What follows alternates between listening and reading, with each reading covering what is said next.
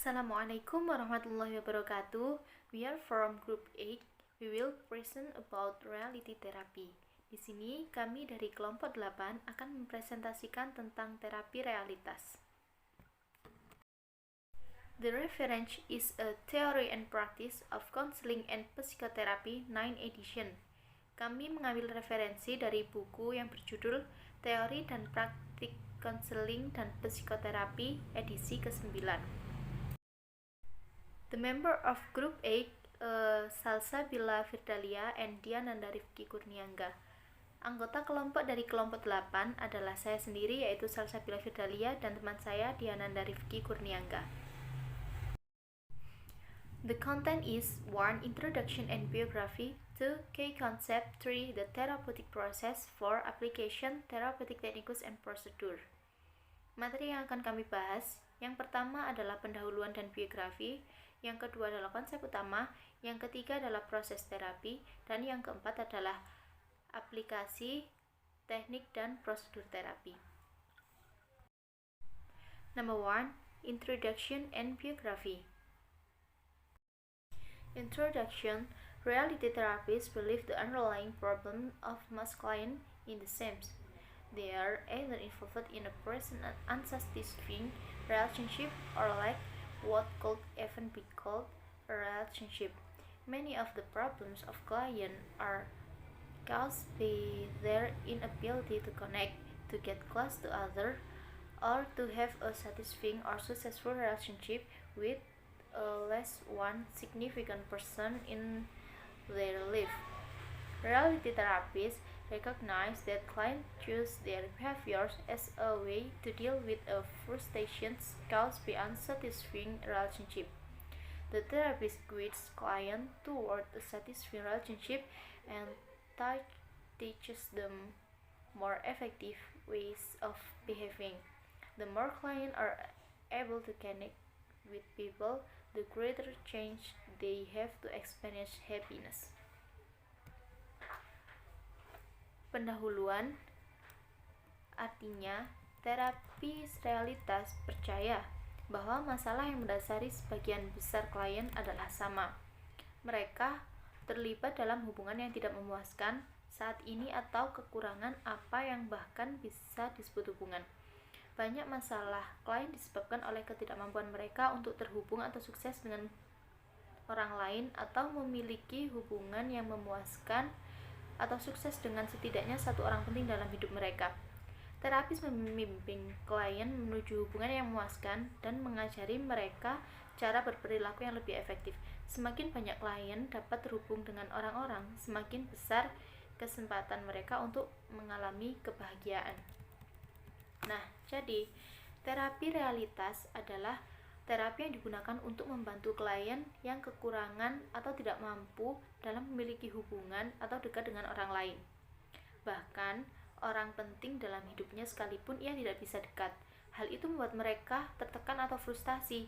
Dengan berdasar pada teori pilihan, terapi realitas ini membantu dan membimbing klien untuk membuat pilihan yang lebih efektif saat mereka berurusan dengan orang yang mereka butuhkan dalam hidup mereka, sehingga dengan demikian mereka dapat memiliki hubungan yang baik dan berkesempatan untuk mengalami bahagia dengan hubungan mereka. Biografi. Number 1 is a William Glasser. Yang pertama adalah William Glasser, born 11 May 19 and 25 in Cleveland, Ohio. Dia dilahirkan pada tanggal 11 Mei di 1925 di Cleveland, Ohio. And died 23 August 20 and 13 in Los Angeles, California. Dan dia meninggal pada tanggal 23 Agustus tahun 2013 di Los Angeles, California. Glasser was married to Naomi for 47 years, and she was very involved with the William Glasser Institute until her death in 1992.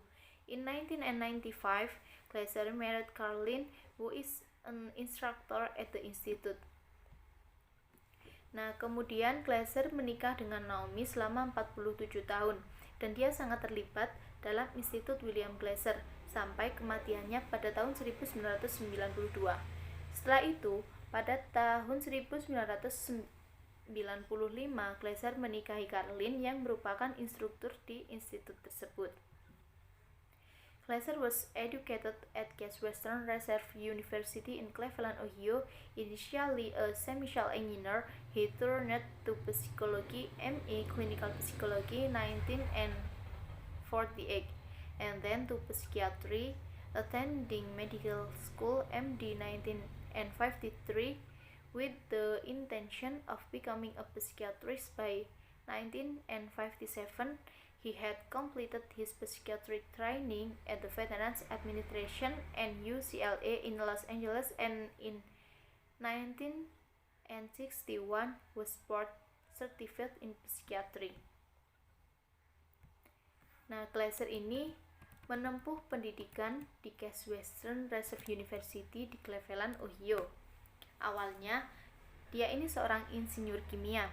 Kemudian dia beralih ke psikologi, yaitu MA Psikologi Klinis pada tahun 1948, dan kemudian ke psikiatri, kemudian menghadiri sekolah kedokteran MD pada tahun 1953 dengan tujuan menjadi psikolog.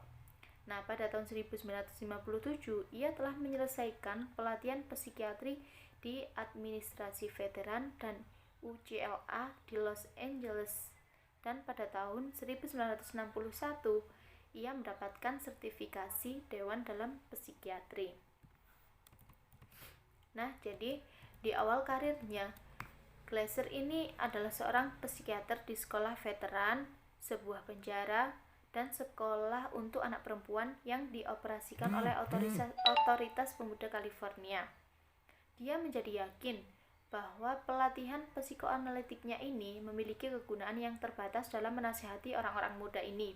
Dari pengamatan inilah, Glaser berpikir bahwa yang terbaik adalah berbicara dengan bagian klien yang waras, bukan mereka yang sedang terganggu. Dan pada akhirnya, masa residensinya, Glaser mulai mengumpulkan ide-ide yang kemudian dikenal dengan terapi realitas. According to Glaser, the essence of reality therapy is now taught all over the world is that we are all responsible for what we choose to do. Kemudian, menurut Glaser ini, teori terapi realitas pada intinya yang diajarkan di seluruh dunia adalah kita semua bertanggung jawab atas apa yang kita pilih untuk dilakukan. Nah, jadi menurut Glaser, teori realitas ini adalah terapi yang didasarkan pada teori pilihan. Nah, di mana dia bertumpu pada keyakinan bahwa kita semua itu harus bertanggung jawab atas apa yang kita pilih untuk dilakukan. Jadi setiap perbuatan atau setiap perilaku yang kita pilih untuk dilakukan itu harus kita yang mempertanggungjawabkan. Seperti itu.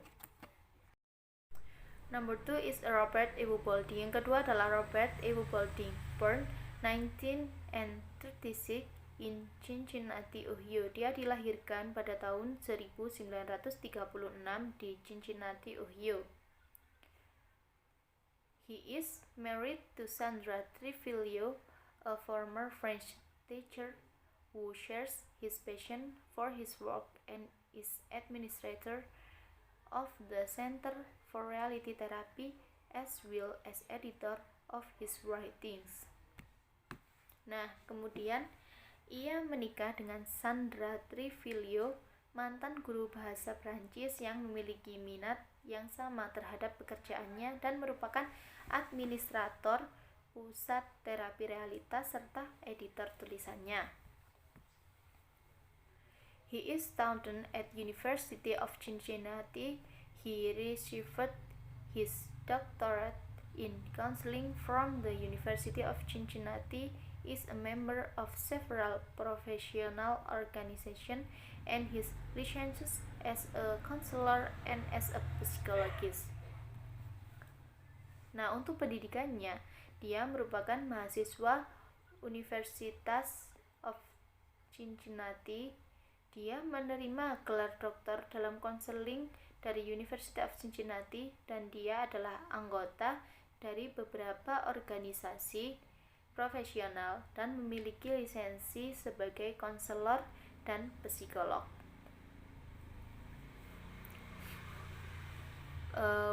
Work, he taught high school history, worked as a high school and elementary school counselor, and served as consultant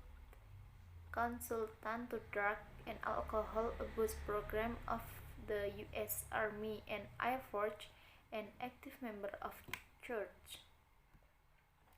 Nah, pekerjaannya, dia itu seorang guru yang mengajar sekolah menengah. Dia mengajar sejarah. Dia bekerja sebagai konselor sekolah menengah dan sekolah dasar, dan dia bertugas sebagai konsultan program penyalahgunaan narkoba dan alkohol di Angkatan Darat dan Angkatan Udara Amerika Serikat dan anggota aktif gereja. The theory is a specialist in adapting choice theory and reality therapy to various cultures and ethnic groups. Nah, Hubolding ini adalah spesialis dalam mengadaptasi teori pilihan dan terapi realitas ke berbagai budaya dan kelompok etnis.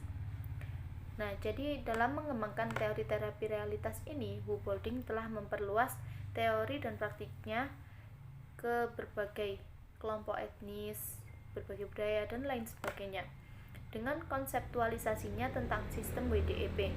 Nah, Hubolding ini juga telah menulis 11 buku tentang terapi realitas dan lebih dari 145 artikel, esai, dan bab dalam buku teks tersebut.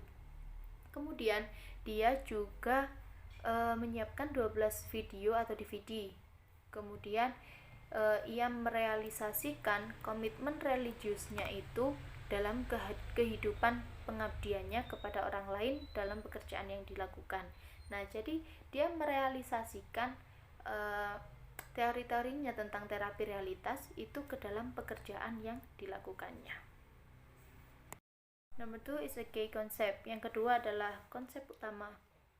View of human nature, pandangan sifat manusia, choice theory, explanation of behavior, teori pilihan penjelasan perilaku, and characteristic of reality therapy, yaitu karakter terapi realitas. View of human nature, pandangan sifat manusia. Choice theory posits that we are not born blank slates writing to be externally motivated by forces in the world around us. Rather, we are born with 5 genetically encoded needs that drive us all our life: survival or self-preservation, love and belonging, power or inner control, freedom or independence, and fun or enjoyment. Each of us has all 5 needs, but they vary in strength. Our brain functions as a control system. It continually monitors our feelings to determine how well we are doing in our lifelong effort to satisfy these needs. Whenever we feel bad, one or more of these 5 needs is unsatisfied.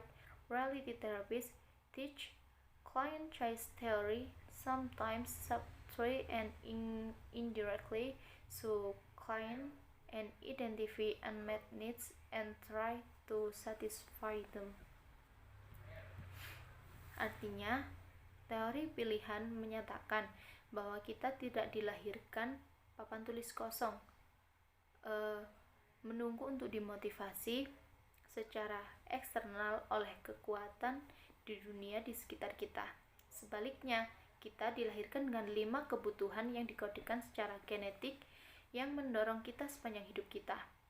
Kelangsungan hidup atau pelestarian diri, cinta dan kepemilikan, kekuasaan atau kendali batin, kebebasan atau kemerdekaan, dan kesenangan atau kebahagiaan. Masing-masing dari kita memiliki kebutuhan, tetapi kekuatannya berbeda-beda. Otak kita berfungsi sebagai kendali. Itu terus-menerus memonitor perasaan kita untuk menentukan seberapa baik yang kita lakukan dalam upaya seumur hidup kita untuk memenuhi kebutuhan ini.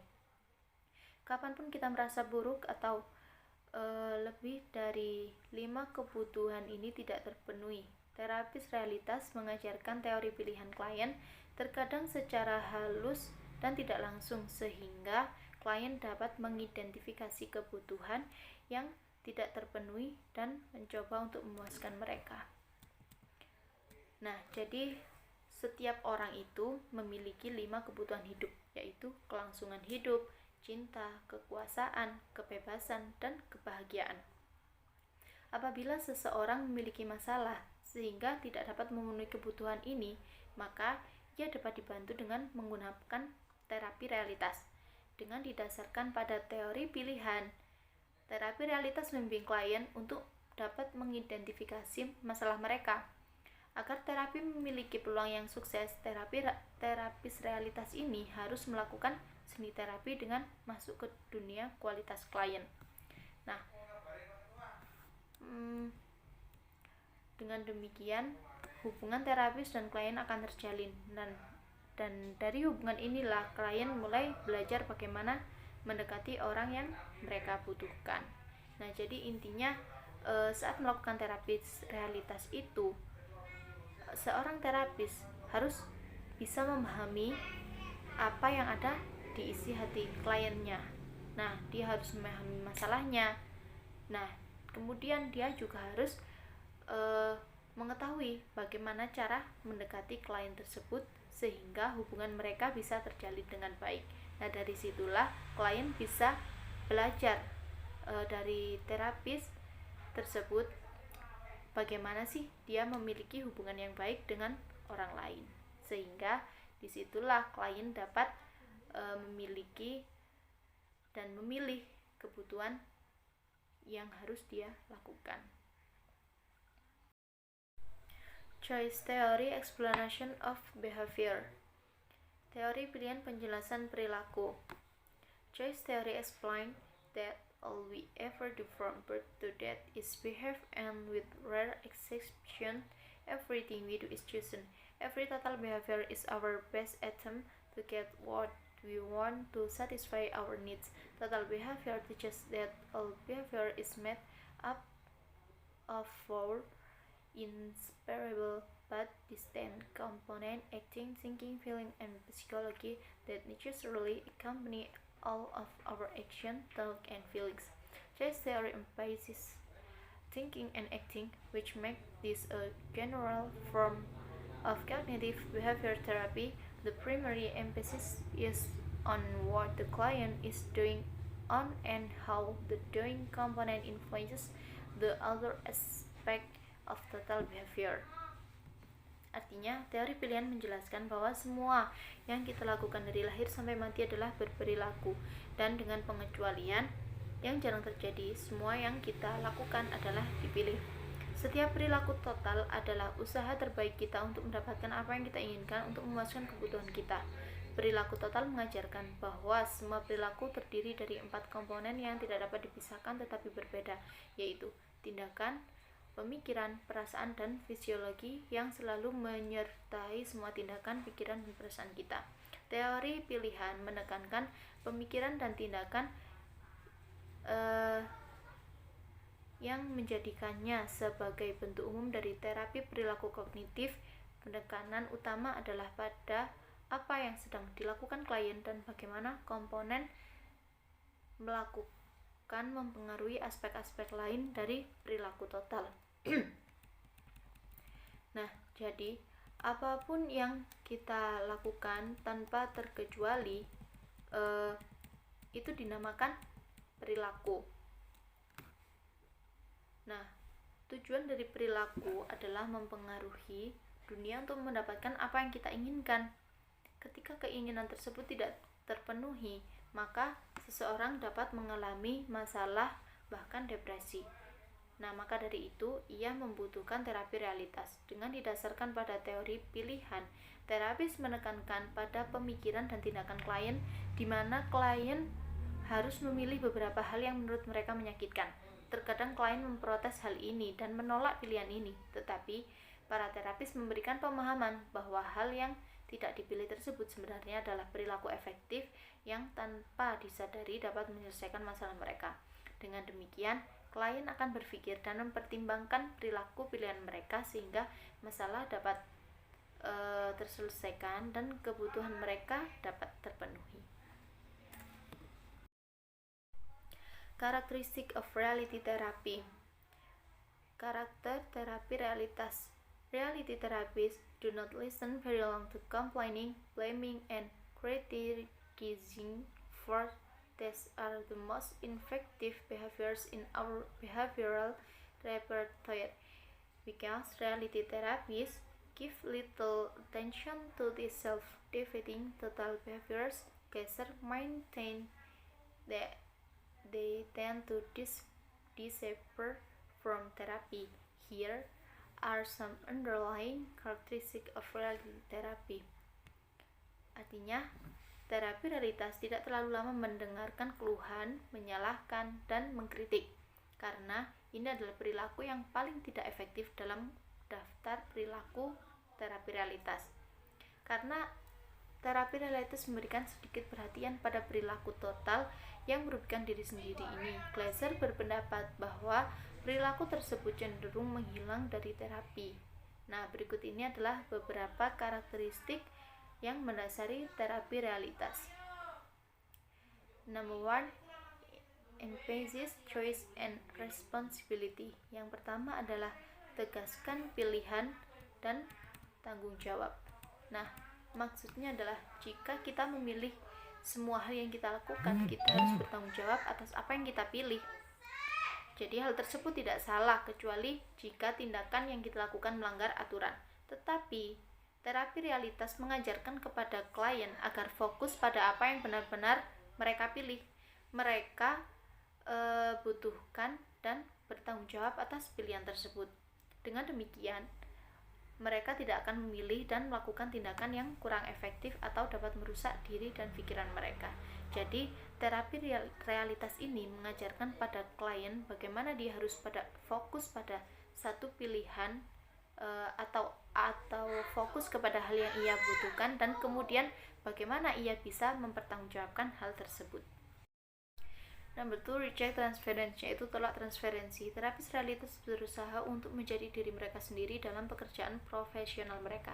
Nah, dengan menjadi diri mereka sendiri, terapis dapat menggunakan hubungan tersebut untuk mengajari klien bagaimana berhubungan dengan orang lain tanpa harus menjadi orang lain. Nah, maksudnya adalah jangan sampai terapis ini menggunakan transfer dalam mengajari klien berhubungan dengan orang lain, misalnya dengan memposisikan diri sebagai orang lain. Seperti contoh, terapis ini memposisikan dirinya sebagai ayah klien. Nah, jadi hubungan ayah dan klien itu pastikan dekat. Nah, jangan sampai klien itu merasa bahwa kedekatan dia dengan terapis itu seperti dia dengan ayahnya. Jadi, terapis itu harus memposisikan dirinya sebagai dirinya sendiri, sehingga klien bisa dekat dengannya sebagai klien dan terapis. Nah, hal tersebut akan menumbuhkan pemikiran pada diri terapis bahwa dia bukanlah siapapun kecuali dia sendiri. Dengan demikian, dia dapat berhubungan dengan orang lain tanpa harus menjadi diri orang lain. Dia akan dapat berhubungan dengan baik dengan diri sendiri atau dengan menjadi dirinya sendiri, seperti itu.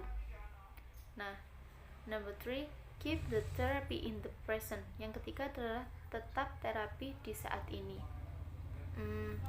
Maksudnya gini, terkadang klien itu melakukan konseling dengan keyakinan bahwa ia harus kembali ke masa lalu mereka. Nah, menurut Glaser itu tidak perlu, karena ia berpikir bahwa agar dapat berfungsi secara efektif, orang perlu hidup dan merencanakan masa kini serta mengambil langkah-langkah untuk menciptakan masa depan yang lebih baik. Nah, seperti itu. Sedangkan menurut Bolding, apabila klien melakukan terapi realitas saat ini, terapi realitas tidak sepenuhnya menolak masa lalu. Nah, jika klien ingin berbicara tentang kesuksesan masa lalu atau hubungan baik di masa lalu, terapis akan mendengarkan hal tersebut karena ini mungkin dapat terulang di masa sekarang. Karena itu adalah hal baik, jadi terapis realitas mendengarkannya. Nah, namun ketika klien menceritakan tentang kegagalan, terapis akan memberitahu klien bahwa apa yang sudah berakhir itu tidak bisa diubah. Nah, semakin banyak waktu yang dihabiskan untuk melihat ke belakang, maka semakin kita menghindari untuk mencari yang lebih baik ke depan. Nah, jadi apabila klien itu mulai mengingat masa lalu buruknya atau hal-hal buruk yang terjadi di masa lalu, nah, seorang terapis ini harus bisa mengalihkan pemikirannya bahwa ketika kita mengingat masa lalu yang buruk, itu akan menghambat kita untuk terus maju ke depan dan menjadi yang lebih baik. Number 4, avoid focusing on symptoms. Nah, hindari fokus pada gejala. Nah, maksudnya adalah ketika klien mengalami masalah, mereka cenderung berpikir bahwa apa yang mereka alami memang sedang terjadi pada mereka. Nah, mereka itu tidak mau berpikir dan menerima kenyataan bahwa penderitaan mereka disebabkan oleh perilaku yang mereka pilih. Maksudnya perilaku salah yang mereka pilih. Nah, maka dari itu terapis realitas menghindari fokus pada gejala permasalahan klien karena hal itu akan memperlambat proses terapi. Nah, sebaiknya para terapis itu berfokus pada masalah yang sama di masa lalu agar gejala dari masalah tersebut dapat dihindari dan tidak terjadi di saat ini. Nah, hal tersebut juga dapat mempersingkat proses terapi. Number 5, challenge traditional views of mental illness. Nah, tantangan pemandangan tradisional penyakit mental. Maksudnya ini adalah teori pilihan menolak gagasan tradisional bahwa orang dengan gejala fisik dan psikologi yang bermasalah sedang dinamakan sakit jiwa. Nah, orang yang bermasalah itu menurut teori pilihan atau terapis realitas itu tidak sakit jiwa, dia hanya sedikit frustasi atau memiliki permasalahan dalam dirinya yang harus dibantu untuk diselesaikan. Nah, pendirian psikiatri tradisional sangat bergantung pada DSM 4TR, yaitu American Psychiatric Association tahun 2000 untuk diagnosis dan pengobatan, yaitu bahwa orang yang dianggap sakit jiwa itu harus diobati dengan menggunakan obat-obatan, terutama penggunaan obat psikiatri secara luas yang sering mengakibatkan efek samping negatif baik secara fisik maupun psikologis. Nah, Glasser dan Woobolding menolak hal ini.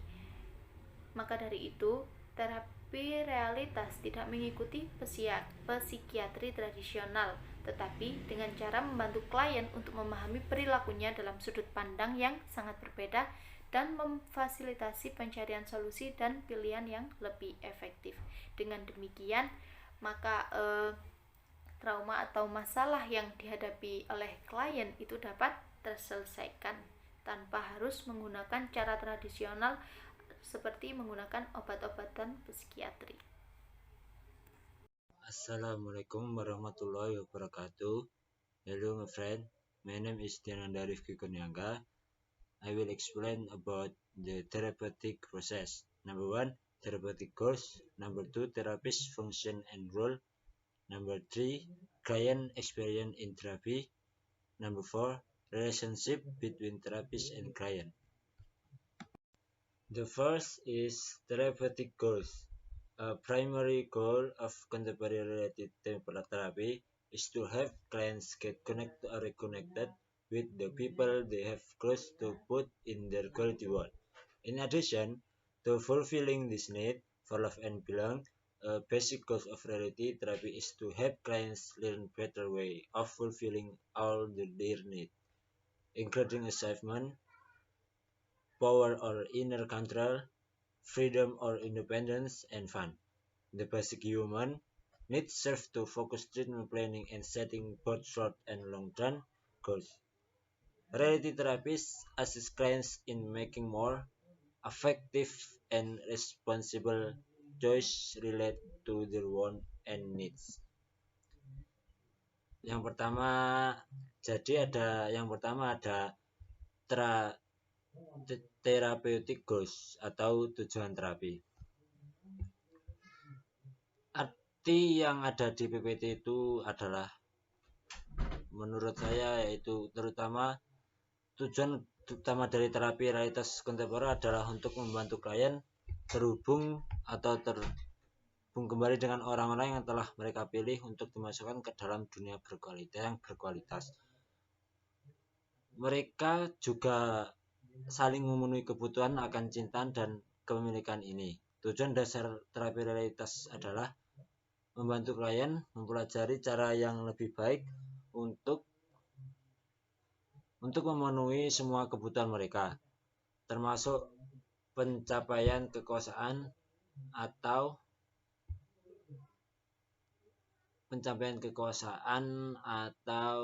kendali batin, kebebasan atau kemandirian, dan kesenangan. Kebutuhan dasar manusia berfungsi untuk memfokuskan perencanaan pengobatan dan menetapkan tujuan jangka pendek dan jangka panjang. Terapis realitas membantu klien dalam membuat pilihan yang lebih efektif dan bertanggung jawab terkait dengan keinginan dan kebutuhan mereka. Jadi yang dimaksud terapi realitas ini yang dimaksud therapeutic goals atau tujuan terapi ini adalah setiap orang itu memiliki kebutuhan dan keinginan yang harus dipenuhi. Di antaranya adalah kelangsungan hidup, cinta, kekuasaan, keinginan, kebebasan, kebahagiaan. Namun terkadang tidak semua orang atau seseorang tidak dapat memilih dan memenuhi kebutuhan tersebut, sehingga menjadi sebuah permasalahan dalam hidupnya. Maka dari itu, tujuan terapi realitas adalah membantu mereka untuk membuat pilihan yang lebih efektif dan bertanggung jawab terkait dengan keinginan dan kebutuhan mereka. The next is therapist function and role. The role of reality therapist is not to make the evaluation for clients but to challenge clients to examine what they are doing. Reality therapists assess clients in evaluating their own behavioral direction, specific action, wants, perception, level of commitment, possibilities for new direction, and action plans.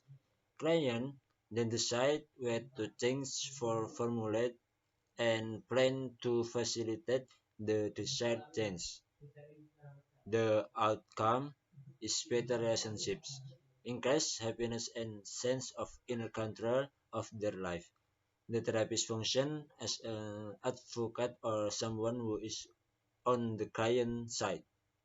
Together they can creatively address a range of concerns and options. Jadi yang kedua ada terapi function and role, fungsi dan peran seorang terapis. Artinya sendiri adalah peran terapis realitas bukanlah untuk membuat evaluasi untuk klien, tetapi untuk menantang atau memberi tantangan kepada klien untuk memeriksa apa yang mereka lakukan. Terapi realitas membantu klien untuk mengevaluasi arah perilaku mereka sendiri, tindakan spesifik, keinginan, persepsi, tingkat komitmen, kemungkinan arah baru, dan rencana tindakan. Klien kemudian memutuskan apa yang diubah dan merumuskan apa rencana untuk memfasilitasi perubahan yang diinginkan. Hasilnya, seorang klien akan menjalin hubungan yang lebih baik, peningkatan kebahagiaan, dan rasa kendali batin atas hidup mereka. Terapi juga berfungsi sebagai advokat atau seorang yang berada di pihak klien atau berada di samping klien. Bersama-sama mereka dapat secara kreatif menangani berbagai masalah dan pilihan. Jadi peran dan fungsi terapi realitas adalah sebagai advokat, yaitu mendampingi dan membantu klien mengevaluasi perilaku mereka sendiri yang menjadi permasalahan. Kemudian terapis tersebut membantu klien untuk dapat memilih perilaku yang akan mereka ubah sehingga klien dapat menyelesaikan masalah yang ada di dalam hidup mereka. The next is client experience. The therapy will ask some questions that from the basis reality therapy to that the clients can self-evaluation. Clients can expect to experience some urgency in therapy. Time is important. As a session may be the last, clients should be able to see themselves. I can begin to use what we talk about today in my life, and I am able to bring my present experience to therapy as my problems are in the present, and my therapist will not let me escape from that fact. Jadi yang ketiga ini adalah ada pengalaman klien dalam terapi, client experience in therapy. Artinya sendiri adalah terapis akan menanyakan beberapa pertanyaan yang menjadi dasar dilakukannya terapi realitas sehingga klien dapat melakukan evaluasi diri. Klien dapat mengharapkan untuk setiap sesi untuk mengalami beberapa urgensi dalam terapi. Waktu itu penting karena setiap sesi mungkin menjadi yang terakhir. Klien harus bisa berkata pada diri mereka sendiri, saya bisa mulai menggunakan apa yang kita bicarakan hari ini dalam hidup saya. Saya dapat membawa pengalaman saya saat ini ke terapi karena masalah saya saat ini, dan terapis saya tidak akan membiarkan saya lepas dari fakta itu. Jadi yang dimaksud dari pengalaman klien dalam terapi ini adalah terapi realitas tidak membiarkan klien membawa masa lalunya ke dalam terapi. Terapi realitas tidak membiarkan klien membawa masa lalu atau gejala dalam permasalahannya. Tetapi terapi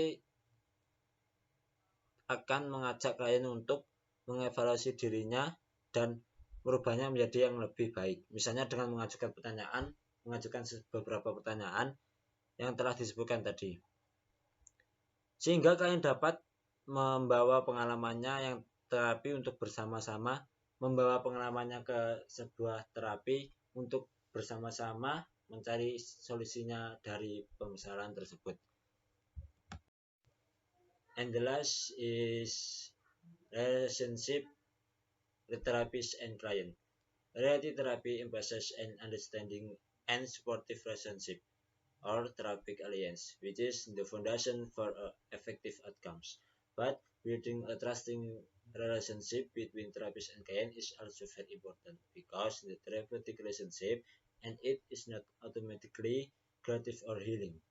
Counselors must have to create a climate that leads to involvement with clients. Some of these ways entail using attending behavior, listening to client. Jadi yang terakhir ini ada hubungan antara terapi dan klien. Yang terakhir ini ada hubungan antara terapi dan klien. Artinya tersendiri adalah terapi realitas menekankan pemahaman dan hubungan yang mendukung atau aliansi terapi yang merupakan dasar untuk hasil yang efektif. Namun, membangun hubungan saling percaya antara terapis dan klien juga sangat penting karena hubungan terapeutik itu tidak secara otomatis menyembuhkan dan menyelesaikan. Konselor harus menciptakan iklim yang mengarah pada ketertiban dengan klien. Beberapa dari cara ini memerlukan penggunaan perilaku menghadiri dan mendengarkan klien. Jadi, agar terapi realitas ini dapat dikatakan sukses, maka hubungan antara terapis dan klien juga harus terjalin dengan baik.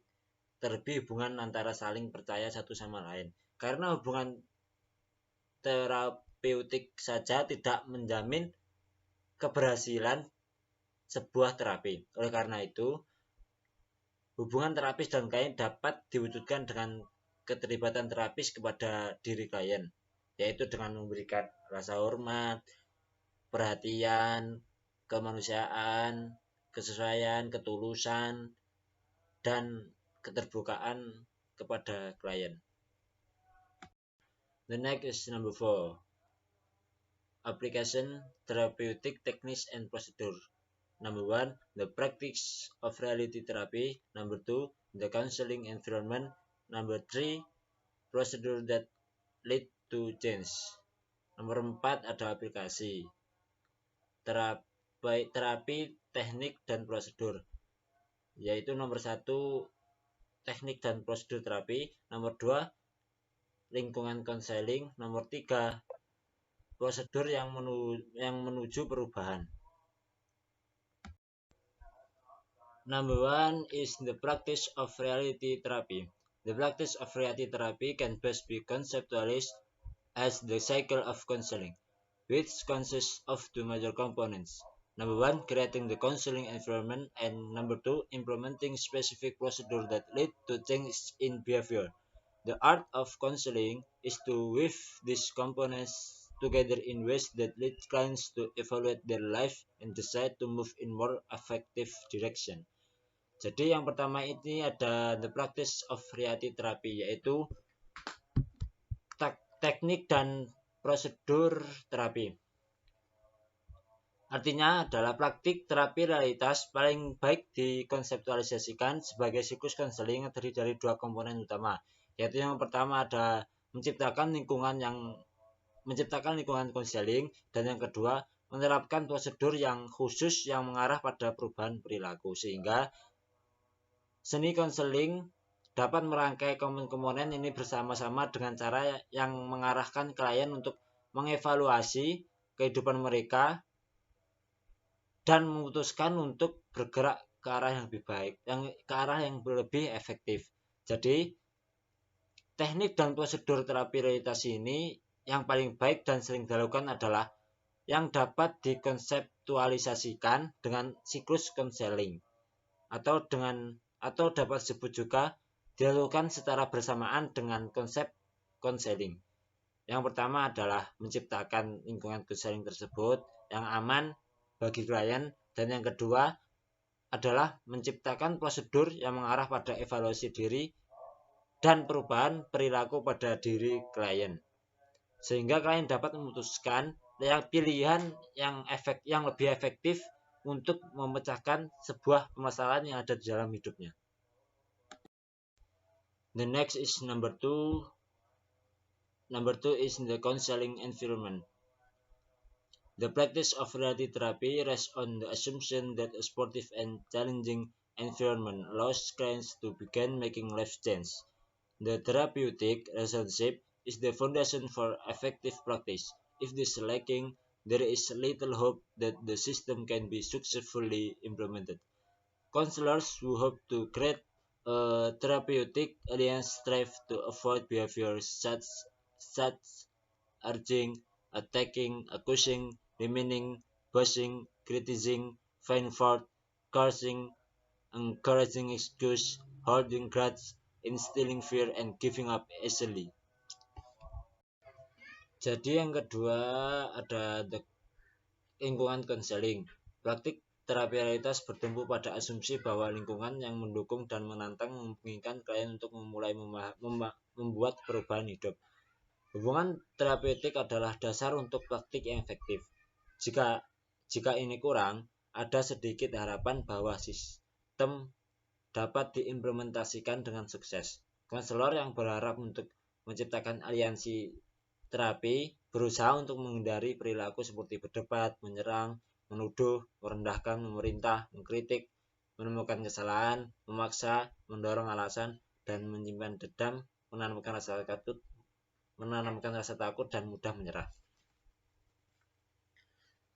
Jadi lingkungan konseling ini harus diciptakan senyaman mungkin untuk klien, serta menghindari perilaku seperti berdebat, menyerang, memerintah, menuduh, seperti yang saya sebutkan tadi, seperti mengkritik, menemukan kesalahan, memaksa, mendorong alasan, menyimpan dendam, menanamkan rasa takut, dan mudah menyerah. Dalam waktu singkat, klien akan merasa menghargai lingkungan seperti ini, dan kalian akan merasa bebas untuk menjadi kreatif dan mulai mencoba hal-hal atau perilaku yang baru, tentunya yang lebih baik. Dengan demikian, terapi realitas yang dilakukan kemungkinan besar akan berhasil. And the last, number 3 is procedures that lead to change. Reality therapists operate on the assumption that we are motivated to change. Number 1, when we are convinced that our patient behavior is not meeting our needs. And number 2, when we believe we can choose other behavior that will get us closer to what we want. As well, for the reality therapy procedure is helping clients identify basic needs, discovering clients' quality worth, helping clients understand they are causing the total behavior that are their symptom. Jadi yang ketiga ini ada prosedur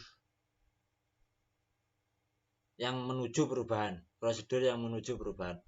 Artinya terapi realitas beroperasi dengan asumsi bahwa kita termotivasi untuk berubah. Yang pertama, ketika kita yakin bahwa perilaku kita saat ini tidak memenuhi kebutuhan kita. Dan nomor 2, ketika kita yakin dapat memilih perilaku yang lain akan membuat kita lebih dekat dengan apa yang kita inginkan. Adapun prosedurnya terapi realitas yaitu membantu klien mengidentifikasi kebutuhan dasar, menemukan dunia berkualitas klien, membantu klien memahami bahwa mereka memiliki perilaku total yang menjadi gejala-gejala mereka. Jadi seorang terapi realitas ketika mereka meyakini dua hal tersebut dalam hidupnya, ketika memiliki masalah,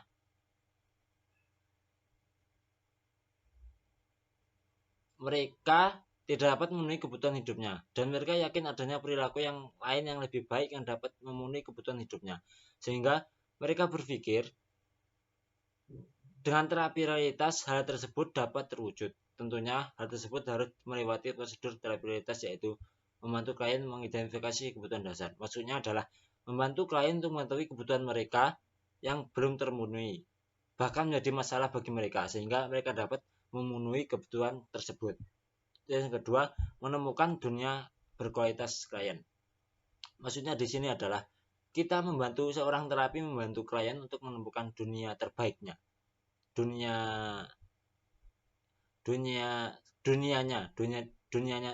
terbaiknya, sehingga mereka dengan melakukan hal yang disukai klien tidak akan terlalu terobsesi pada masalah mereka.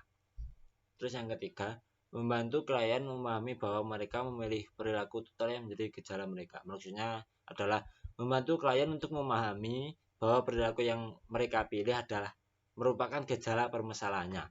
Sehingga dengan hal tersebut, klien dapat berpikir dan memilih perilaku yang lebih efektif untuk mengubah perilaku di dalam hidupnya ke arah yang lebih baik.